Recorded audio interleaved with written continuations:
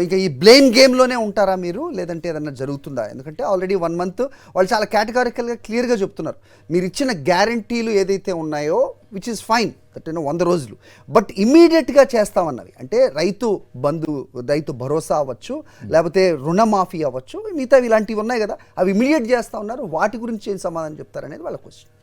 ఇప్పుడు first of all Telangana ప్రజలకి నేను కృతజ్ఞతలు తెలుపదలుచుకున్నాను. ఎందుకంటే సాక్షి టీవీలో మా డిబేట్లను చూసి తెలంగాణ ప్రజలు సత్యాలను తెలుసుకొని కాంగ్రెస్ పార్టీని వాళ్ళు ఆశీర్వదించి ఈరోజు ప్రభుత్వం ఏర్పాటు చేసే అవకాశం ఇచ్చినందుకు వాళ్ళకు మొదటిసారిగా నేను ఈ డిబేట్కి వచ్చినాను. అంటే గవర్నమెంట్ ఫామ్ అయిన తర్వాత డిబేట్ వచ్చినాను కాబట్టి కృతజ్ఞతలు తెలుపదలుచుకున్నాను.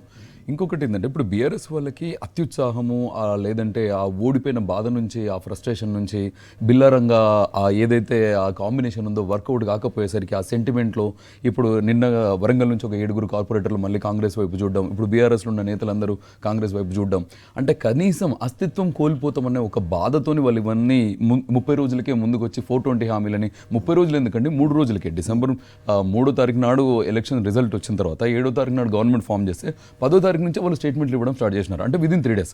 మరి గురువింద గింజ తాను నలుపెరిగినట్టు వీళ్ళు ఏం చేస్తున్నారంటే 2018లో 2014లో వాళ్ళ గవర్నమెంట్ మినిస్టర్లను ఫామ్ చేయడానికి వాళ్ళు 3 నుంచి 4 నెలల సమయం తీసుకున్నారు. మీరు 2018లో చూడండి, ఓన్లీ కేసీఆర్ గారే 3 నెలల నుంచి 4 నెలల టైం తీసుకున్నాడు. ఇది మినిస్టర్లను వేసుకోవడానికి క్యాబినెట్ కూర్పుకే వాళ్ళకి 3 నెలల టైం పట్టి 3-4 నెలలు. అలాంటిది తెలంగాణను మీరు చిప్ప చేతికి ఇచ్చినట్టుగా మీరు మొన్న రేవంత్ రెడ్డి గారు కూడా అన్నారు. కానీ ఊడవడం కూడా కాదు, తూడ్చి నాకిచ్చేసి మొత్తానికి ఖజానాను ఖాళీ పెట్టి, ఆ రోజు కూడా నేను ఇంతకుముందు డిబేట్ కూడా చెప్పినాను, 21 లక్షలు ఉండింది మనకు బ్యాంకు ఖాతాలో, 21 లక్షలు మన తెలంగాణ ఖజానా. బాలరాజు గారు ఒక్క నిమిషం మీరు ఆగండి, let me complete. You been మీరు చాలా మాట్లాడారు. అసలు 30 రోజుల టైంలోనే మీరు ఇప్పుడు హామీలు మాకు గుర్తు చేయాల్సిన అవసరం ఏమున్నది? మేము ఒక్కొక్కటి చెప్తున్నాం కదా, శ్వేతపత్రాలు మేము రిలీజ్ చేసినాం. ఆర్థిక పరిస్థితిలో 7 లక్షల కోట్లు అప్పు చేసి కూర్చున్న బీఆర్ఎస్ పార్టీ ఆ తర్వాత ఇప్పుడు ప్రతి ఒక్కటి ఇప్పుడు శ్వేతపత్రం దీని మీద కూడా రిలీజ్ చేసినాం, పవర్ మీద రిలీజ్ చేసినాం. 81,000 కార్పొరేషన్లు అప్పు పెట్టినారు, మీరు బస్ స్టాండ్లు తనఖా పెట్టినారు, కార్పొరేషన్ భూములు తనఖా పెట్టినారు, ఒక మనుషులను తనఖా పెట్టినారు. అసలు మీరు తనఖా పెట్టిన ఆస్తి ఏముంది? హాస్పిటల్ వీటన్నిటి నుంచి మేము రికవరీ కావాలి. అసలు మేము అన్ని హామీలు ఇచ్చినాం, ఏ హామీని కూడా మేము ఇప్పటివరకు మేము ఇది చేయము అని చెప్పలేదు. నిరుద్యోగ భృతి అనే హామీ కూడా మేము 6 గ్యారెంటీలలో పెట్టలేదని చెప్పినాం. కానీ మేనిఫెస్టోలో ఎస్ ఇట్ ఈస్ దేర్ 66 పథకాలు, ఇప్పుడు 6 గ్యారెంటీలు 66 పాయింట్లతో మేము ఆల్రెడీ మేనిఫెస్టో రిలీజ్ చేసినాం. నిన్న కూడా మాకు ఎగ్జిక్యూటివ్ మీటింగ్ జరిగింది. ఎగ్జిక్యూటివ్ మీటింగ్లో మేము రేవంత్ రెడ్డి గారు మా క్యాబినెట్ కూడా చెప్పిండ్రు క్లియర్గా, 100 రోజుల్లో ఎట్టి పరిస్థితుల్లో ఈ హామీలను ఖచ్చితంగా మేము అమలు పరుస్తామని చెప్పిండ్రు. ఇక నిన్న వీళ్ళకు ఏదైతే మొత్తంగా వీళ్ళ ఇప్పుడు టార్గెట్ అయింది, వీళ్ళు ఎందుకు బయటకు వచ్చి నిలబెడుతున్నారంటే ఎగ్జాక్ట్లీ తెలంగాణ ప్రజలకు అర్థమైపోయింది. ఆ రోజు మీరు అంతకుముందు కూడా మేము ఒకసారి అన్నాను, ఎప్పుడు ఏ డిబేట్ వచ్చినా కూడా బీజేపీ బీఆర్ఎస్ వాళ్ళు కొట్టుకునేది.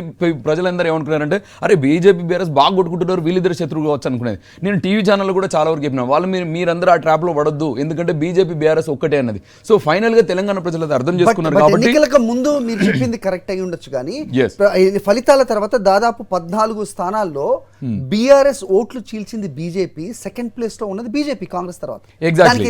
ఎగ్జాక్ట్లీ ఇప్పుడు నేను ఏం చేశానంటే ఫస్ట్ సారి బండి సంజయ్ గారిని కాంగ్రెస్ ని కథం పట్టించేసి, అంటే లాస్ట్ టైం ఎలక్షన్స్ అయిన తర్వాత 2018లో ఎలక్షన్స్ అయిన తర్వాత కాంగ్రెస్ పార్టీ అనేది ఇక్కడ ఉండకూడదు అనే ఉద్దేశంతో కేసీఆర్ గారు అక్కడున్న మా ఎమ్మెల్యేను 12 మంది ఎమ్మెల్యేలను కొనుక్కొని ఆ తర్వాత దాన్ని శాసన మండలిలో మా పార్టీని విలీనం చేసుకొని బీజేపీని లేపుదామన్న ఉద్దేశంతో బీజేపీని ఆపోనెంట్గా చూపించి, ఎందుకంటే బీజేపీ మిత్రపక్షంగా ఉంది కాబట్టి.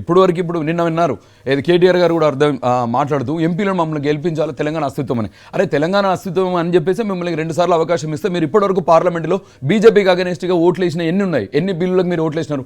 400 పైచీలుగా బిల్లులు వాళ్ళు ప్రవేశపెడితే ప్రతి బిల్లుకు వీళ్ళు జై అన్నారు తప్ప ఒక్కటి కూడా కాదు. నిన్న చెప్తున్నారు కేటీఆర్ గారు చెప్తున్నారు, ఈవెన్ బాలరాజ్ గారు కూడా అన్నారు, మీరు యాక్షన్ ఎందుకు తీసుకోవట్లేదు, సిబిఐ యాక్షన్ ఎందుకు? అరే ప్రతిపక్షంగా ఉన్నప్పుడు రేవంత్ రెడ్డి గారు కోమటిరెడ్డి వెంకటరెడ్డి గారు వీళ్ళు పోయి మోదీ గారిని కలిసి సిబిఐకి అప్లికేషన్ పెట్టినాము, ఈడీకి అప్లికేషన్ పెట్టినాము.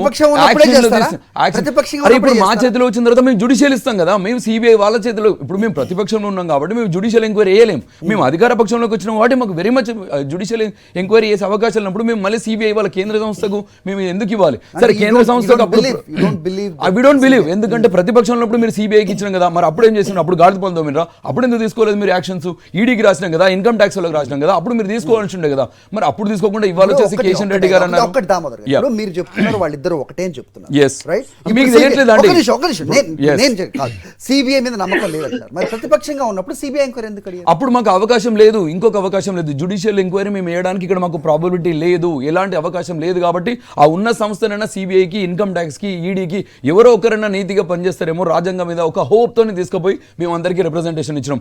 ఏ ఒక్కరు ఆనాడు కనీసం ఎలాంటి యాక్షన్ తీసుకోకుండా ఈ రోజు మళ్ళీ కిషన్ రెడ్డి గారు ముందుకు వచ్చేసి మాకు ఇది మీరు సిబిఐ ఎంక్వైరీకి ఆర్డర్ ఇవ్వండి అంటే, మరి అంటే ఎందుకు వీళ్ళకి అందాల్సిన కమిషన్లు అందలేదు, వీళ్ళకి అందాల్సిన కప్పం కట్టట్లేదు. ఇప్పుడు కేసీఆర్ పరిస్థితి మీరు చెప్పేది ఎలా ఉందంటే సిబిఐ కేంద్ర ప్రభుత్వం కనుసన్నల్లో పనిచేస్తుంది అన్నప్పుడు, మరి జ్యుడిషియల్ ఎంక్వైరీ అనేది స్టేట్ కనుసన్నల్లో పనిచేస్తుంది. జ్యుడిషియల్ ఎంక్వైరీలో మీరు హైకోర్టు ఒకటండి, సిబిఐని వీళ్ళు ఇన్ఫ్లుయెన్స్ చేసినారు.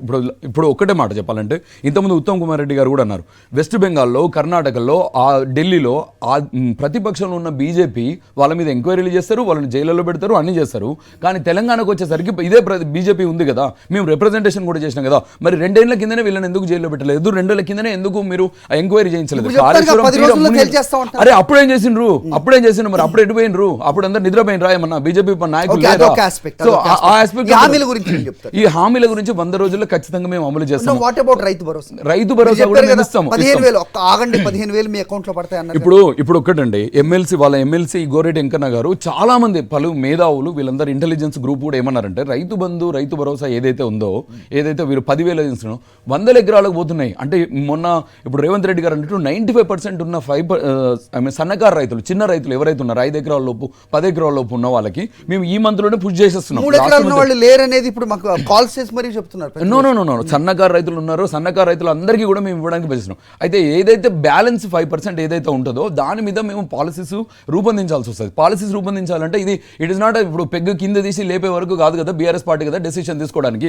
క్యాబినెట్ లో మేము పెట్టుకోవాలి. ఒక దిక్కు మీరు ఆర్థిక పరిస్థితిని మీరు ఆల్రెడీ అధ్వానంగా మార్చినప్పుడు ఇప్పుడు మేము అవన్నీ చూసుకొని ఇవ్వాలి.